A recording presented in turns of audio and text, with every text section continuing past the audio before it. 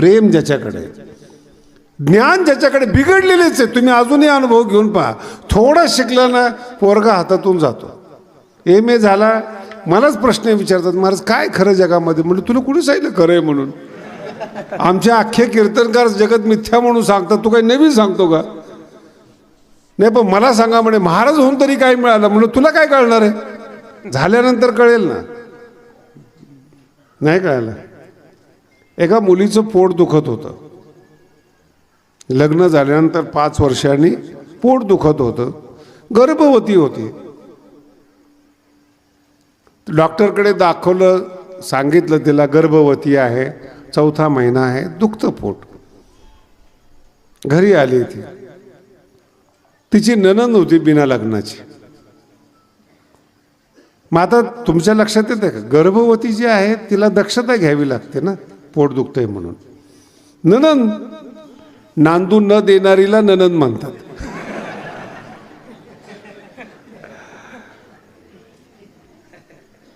मग आता ती हॉस्पिटलमधून आलेली, चेक करून आलेली, तिला आरामाची गरज आहे डॉक्टरने सांगितलेली. नणंद लागली भांडायला. सासू आली, तिचा नवरा आला, काय झालं? मग का बसली ही, काम का करत नाही? 3 महिने काम. अरे तिच्या पोटात दुखतंय. माझ्या पण दुखतंय म्हणे पोटात. रात्री मी धिरडे खाल्ले होते, पचले नाहीत. मग काय एवढं मोठं दुखतं का म्हणे? काम करायला सांग. मराठी कळाली का? पोटातलं दुखणं सुद्धा वेगळं असतं.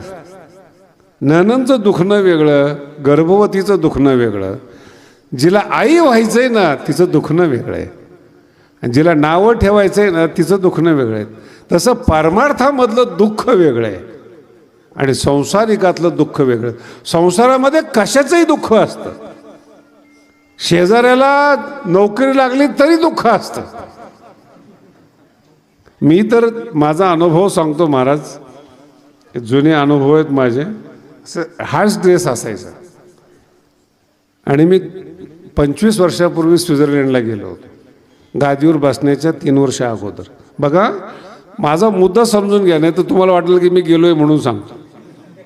ड्रेस हाच, जगामध्ये 78 पासून हाच ड्रेस. आता मी एवढ्या लांब गेलो, तिथं भारतीय पोरं आले होते. 25 वर्षापूर्वीचं माझं वय हा ड्रेस. तिथले सगळे जे इंग्रज होते ना ते आदर देत होते, बेस्ट युनिफॉर्म म्हणून, चांगला ड्रेस आहे, चांगला ड्रेस आहे. ती जी पोरं होती मुंबईची आलेली, शिकलेली, ती मला बघितली, पंडितजी इधर कैसे? राग आहे. बोले विजा वगैरे मिळा क्या? नाही कळालं. आणि हे कुठं विचारतायत? स्वित्झर्लंडला. विजा मिळाला का? मग आलो कसा काय? तुम्हाला पण कळलं नाही. म्हणजे विजा म्हणजे काय असतो? विठाला विठाला.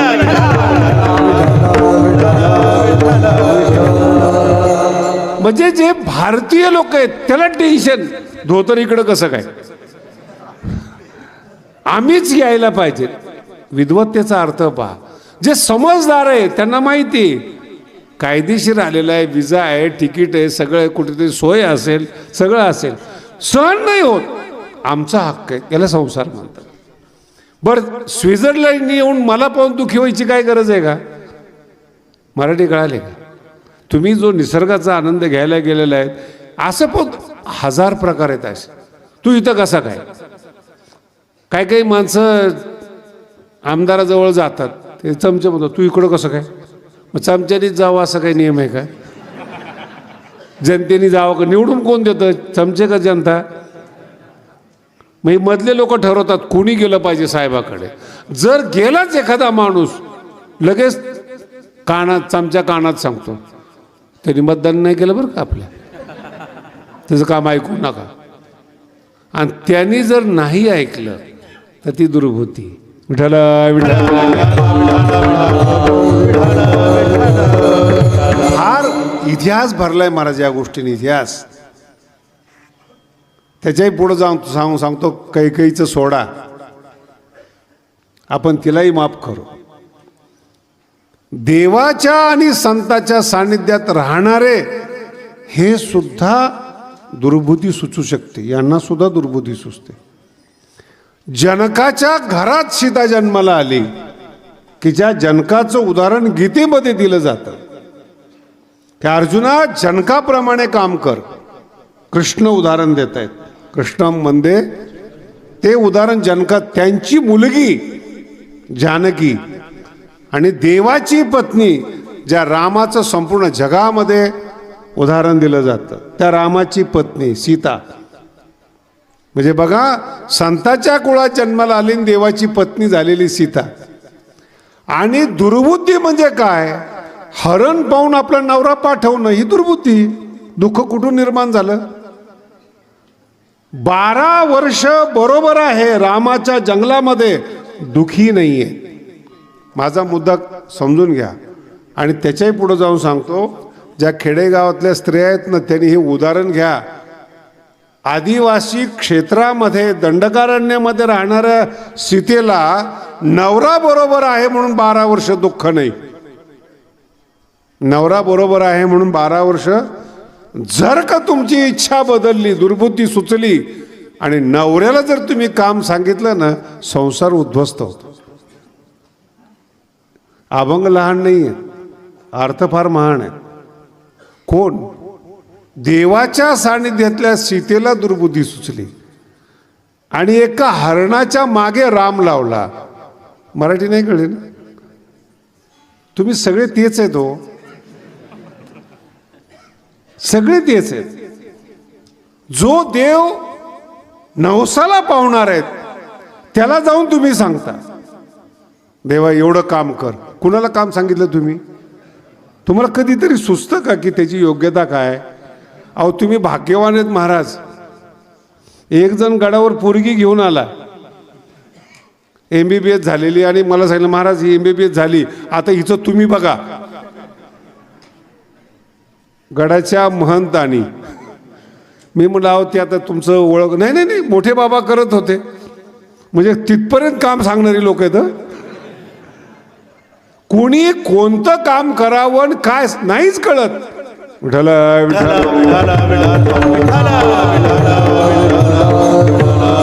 आता या गावामध्ये विष्णू भैरव आहेत. रक्षण करण्याचं ठिकाणी तुम्ही भाग्यवान आहेत. एवढ्या चांगल्या तीर्थामध्ये जन्म झाला, राहताय तुम्ही. महादेवाचे अवतार आहेत आणि ते आपल्या गावामध्ये आहेत. 100-150 गावांचं दैवत आहे. अशा देवाचे तुम्ही शिष्य आहात. आता मी तुम्हाला अजून उलटा प्रश्न विचारतो. तुम्ही पंढरपूरला गेलात, विष्णूच्या मंदिरामध्ये गेलात, पाया पडलात तुम्ही, आणि घरात दारिद्र्य आहे. भगवंताला म्हणता तुम्ही घरात दारिद्र्य, जरा लक्ष्मी पाठवा. एवढं सोपं आहे का न्यायाचार्य? तुम्ही ज्यांच्याकडे गेलात विष्णूकडे, त्याची पत्नी मागताय, कधी सुचलं का तुम्हाला? असा जगात कुठला दोस्त आहे का तुमचा प्रेमळ की तुम्ही त्याच्या घरात गेलात, त्याला विनंती केली व तुमची पत्नी आमच्या घरी पाठवा? आहे? तुम्ही जेव्हा लक्ष्मी मागता विष्णूला, कसं पाहिलं पाहिजे तुमच्याकडे विष्णूनी? खरंच भक्ती करता का तुम्ही? अशा 1000 उदाहरणे आहेत. मी तुम्हाला एक तुमच्या जीवनातल्या काय चुका आहेत ते सांगतोय तुम्हाला. तुम्ही पूजा करताय का काय करताय नेमकं तुम्हाला कळत नाही. याच्यासाठी ज्ञान लागतं, याच्यासाठी सुबुद्धी लागते. विठाला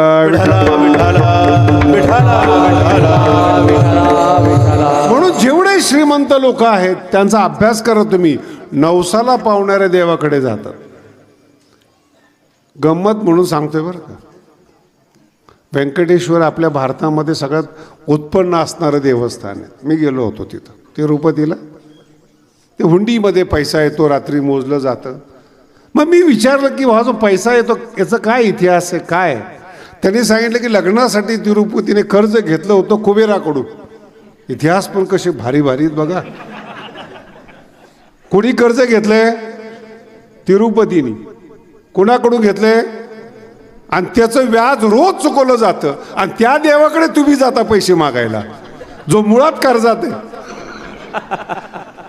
आणि कर्ज तिरुपतीचं, आणि तुम्ही त्याला हुंडीमध्ये पैसे टाकतात. काय भारत आहे आपला! हे तत्वज्ञान. आणि याच्यामुळं काय झालंय, भारताचं तत्वज्ञान बदनाम झालंय. परमाणूचा शोध ऋषीने केलेला आहे. सूर्य एका ठिकाणी पृथ्वी फिरतेत याचा शोध संतांनी घेतलेला आहे. आणि ह्या मूर्खपणामुळं अध्यात्म बदनाम होतं. विठाला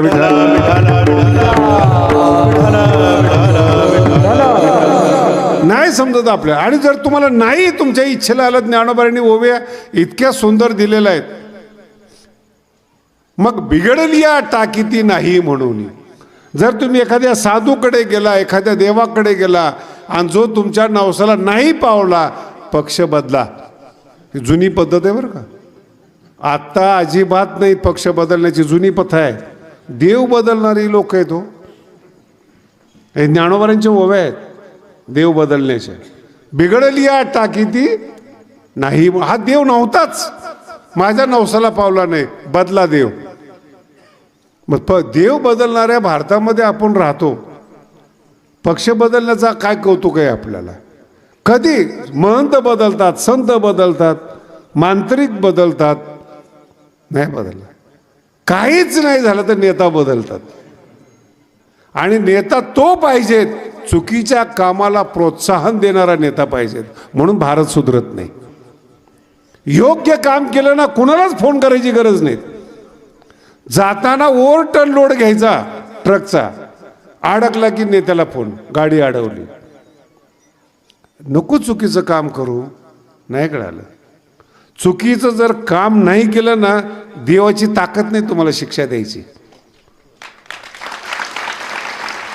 याचं नाव गीता आहे. यालाच कर्मफळ असं म्हणतात. चुकीचं कामच केलं नाही, देवाची गरज नाही. आणि जर चुकलं ना, देव सुद्धा तुम्हाला वाचवत नाहीत. ही रामाच्या बापाची कथा आहे. काय दशरथाचा इतिहास आहे वा बघा. विठ्ठल सुचलं पाहिजे तुम्हाला, लक्षात ठेवा. इथं माफ नाही. आपण रामाला मानतो, पण कर्म फळ कोणाला चुकलेलं नाही. कोणत्याच व्यक्तीला साधूला नाही, देवाला नाही. म्हणून कधीही सांगत असताना सांगतो, कर्म व्यवस्थित करा. प्रेम मिळेल, प्रेमाबरोबर मान मिळेल. प्रेमाबरोबर. तुमच्या गावात काही मी पहिल्यांदाच आलोय का? 22 वर्षानंतर तुम्ही मिरवणूक काढली, हे कर्माचं फळ आहे. तुम्हाला काय वाटलं? ज्या ज्या गावात मी जातो, गादीवर तर मी 22 वर्षापूर्वी बसलेलो आहे. तेव्हा कोण आडवे आले होते? तेव्हा नुसते आडवे होते. पण 22 वर्षामध्ये जो गडाची उत्क्रांती झाली, अन्नदान आणि ज्ञानाची उत्क्रांती झाली, समाजात प्रेम निर्माण झालं. दृष्टांत आहे बरं, नाही ते चुकीचा अर्थ काढा. दृष्टांत आहेत. प्रेम निर्माण झालं, एकता निर्माण झाली, आकडे वाढले. आणि ज्यांनी सत्कर्म केलं नाही ते वाकडे झाले. आपलं काही बांधायला बांधच नाही कुठे. टेन्शन, रोज टेन्शन हो. एक झाले की एक आकडा, एक झाले की मला म्हणजे महाराज पैसे काय करतात म्हणलं, ये गडावर. आणि तुम्हाला हे सुद्धा माहीत नाही, जेव्हा आकडा जाहीर होतो याच्यावर सरकारचं लक्ष असतं. एवढं सोपं नाही, लपवणं सोपं आहे. जाहीर केल्यानंतर एवढं सरकार गाफील आहे काय, एवढा पैसा येतो कुठं जातो. अहो, एका माणसाने स्वतः गणित करून मला येऊन दाखवलं. मलाच माहिती नाही वर्षामध्ये वर्गणी किती झाली. महाराज एवढी वर्गणी झाली या वर्षामध्ये, नाही कळालं. याच्यासुद्धा ओव्या आहेत. पुढीलाचे ओझे ना आपले माथा घ्यायचे. वर्गणी झाली गडाला आणि ह्या महाराजाला टेन्शन, याच्याकडे पावती. ती कशा करता, काय गरज काय? पुढं नीट आहे का? तुमचं जीवन अनमोल आहे हे पहिलं तुम्हाला कळायला पाहिजे. मराठी नीट आहे का? तुम्ही अनमोल आहात. चांगल्या माणसाला भेटा, चांगलं ज्ञान प्राप्त करा, वेळेचा सदुपयोग करा, हे परमार्थ आहे. तुम्ही ज्ञानी आहात, तुम्ही अनमोल आहात, हे तुम्हाला पटतच नाहीत. कोणी तुमचा टपली मारतं, कोणी तुमचा वापर करतं, कोणी तुम्हाला घेऊन जातं. नाही, जर तुम्हाला कंट्रोल होत नसेल, नीट आहे का, दुर्बुद्धी जर तुमची जात नसेल, होतं कधी कधी नाईलाज असो माणसाला, तंबाखू सोडावी वाटते, दारू सोडावी वाटते, चांगलं व्हावं वाटतं. काही काही मुलांच्या तक्रारीत 10वी 12वीच्या, महाराज अभ्यासात मन लागत नाही. प्रार्थना करा. आता माझं ऐसे